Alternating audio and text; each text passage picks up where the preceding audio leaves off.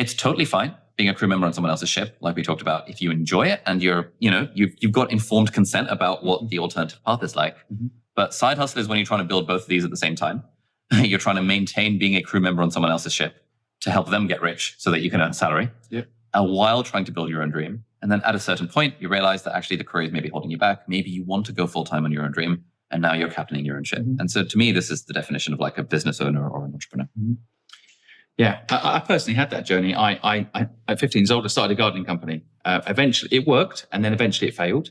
But I made money before it failed. Failure doesn't mean you don't make money. So I made money, but then it failed.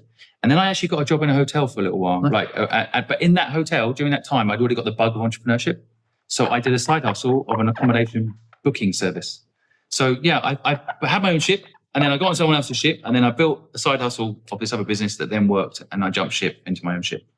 Yeah, so kind of going back to our sort of career side hustle, I think the other reason I like drawing this out is because it's not static. To your point exactly. You might start off in a career, you might build a side hustle. Maybe, you spend some time in there, you go full time with it, you do it for a while. Maybe you realize it's actually not for you and you go back into a career.